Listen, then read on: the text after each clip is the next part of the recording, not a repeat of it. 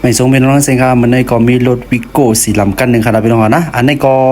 เจ้าของมันบอกว่าเพราะว่าขับไว้สีเย้ากับเหยียบไปลิกมันบ่ในจึงมันตีสั่นเนี่ยเขาว่านะพี่น้องนะสั่นไปเจ้าค่ะนะพี่น้องนะสั่นเสียมกว่าเพราะว่า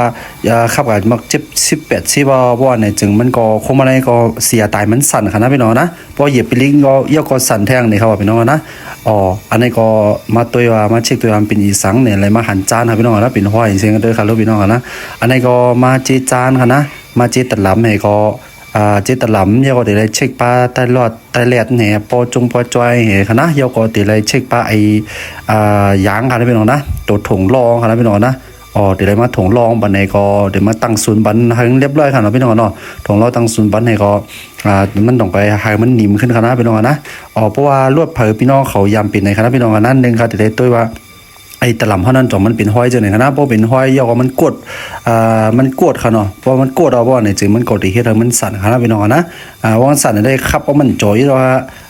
ขับบอก60 70จังได๋ก็บ่สั่นเนาะค่ะนะยอกพอเหยียบไปลิกเนาะนึงแค่สั่นค่ะพี่น้องนะสั่นแบบถึงเสียตายหมดค่ะนะพี่น้องนะอันนี้เป็นทางภายค่ะนะเพราะว่าตัวเฮ็ดได้มันเต็มหันค่ะนะพี่น้องแต่ค่อยมันสิเป็นห้อยจังได๋ค่ะตัวเฮ็ดมันเต็มหันค่ะนะว่ามันกดค่ะนะก็เพราะว่าค่อยกาเพราะว่าเฮามาจี้ออกหรือเฮามาครึ่งออกเพราะเนี่ยจึงมันได้หันปีเจ้าค่ะนะพี่น้องนะมันได้กดเนี่ยมันหันกับเมียวค่ะพี่น้องนะอย่าบอกว่ามันไหม้ค่ะเนาะเพราะมันไหม้เฮาเหยียบมาเหมือนเฮา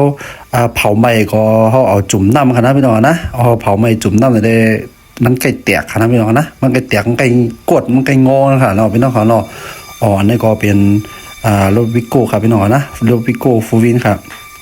ค่ะเหมือนสงครามพี่น้องค่ะสองพี่น้องเขามีขอถามสั่งเสมว่าใครเฮ็ดวิดีโอสั่งเสมว่าเนี่ยก็ต้องตักถามเขามาเลยค่ะเหมือนสงคราม